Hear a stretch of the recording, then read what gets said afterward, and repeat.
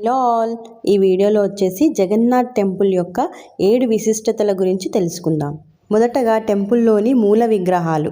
యాక్చువల్గా మనం ఏ టెంపుల్లో చూసినా కూడా మూల విగ్రహాలు అనేవి రాతితోనే చేయబడతాయి. బట్ ఈ టెంపుల్లో మాత్రం పవిత్రమైన వేప చెట్టు చెక్కలతో విగ్రహాలను తయారు చేస్తారనమాట. అంతేకాకుండా ఎవ్రీ 12 to 19 ఇయర్స్కి ఒకసారి ఈ విగ్రహాలను చేంజ్ చేస్తుంటారనమాట.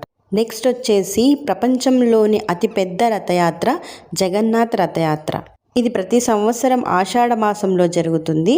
ఈ రథయాత్రలో జగన్నాథుడు, బలభద్రుడు మరియు సుభద్రాదేవి తమ ఆలయాల నుండి గుండీచా ఆలయానికి రథాలపై ప్రయాణిస్తారు. 16 చక్రాలున్న జగన్నాథ రథం పేరు నందిశేష, 14 చక్రాలున్న బలభద్రుని రథం పేరు తాళధ్వజ, 12 చక్రాలున్న సుభద్రాదేవి రథం పేరు దర్పదలనం.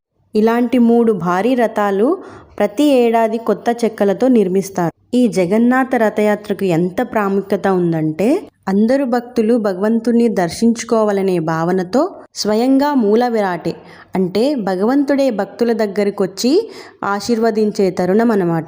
చక్రాలు తిప్పేది కేవలం రథాన్నే కాదు, కాలమే కదులుతుందని అర్థం. రథాన్ని లాగుతున్నది కేవలం చేతులే కాదు, లక్షలాది మంది భక్తుల విశ్వాసం.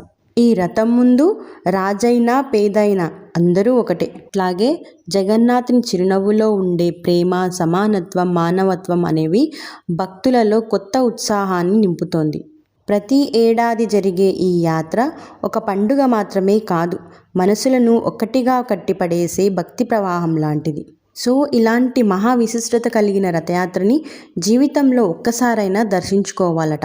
అలా దర్శించిన వారికి పునర్జన్మ ఉండదట. వాళ్ళు భగవంతుని సన్నిధిలో మోక్షాన్ని పొందుతారట. తర్వాత వచ్చేసి మహాప్రసాద్. జగన్నాథ్ టెంపుల్లో ప్రతిరోజు లక్షలాది మంది భక్తులకు మహాప్రసాదాన్ని సిద్ధం చేస్తారు. మొదటగా ఈ ప్రసాదాన్ని జగన్నాథునికి సమర్పించి తరువాత మహాప్రసాదంగా భక్తులకు అందిస్తారు. చప్పన్ భోగ్ అంటే భగవంతునికి 56 రకాల నైవేద్యాలను సమర్పిస్తారన్నమాట. ఈ వంటలను ప్రపంచంలోనే అతిపెద్ద వంటశాల అయిన రోషాగర్లో తయారు చేస్తారు. ఇక్కడ వంట చేయడానికి మట్టి పాత్రలను ఒకదానిపై ఒకటి ఇలా 7 మట్టి పాత్రలను పేర్చి వండుతారట. అలా వండేటప్పుడు మొదటి పాత్రలోని ఆహారమే మొదటగా ఉడుకుతుందట.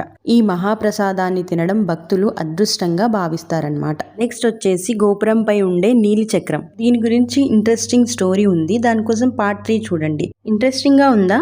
అయితే సబ్స్క్రైబ్ చేసుకోండి. Thank you.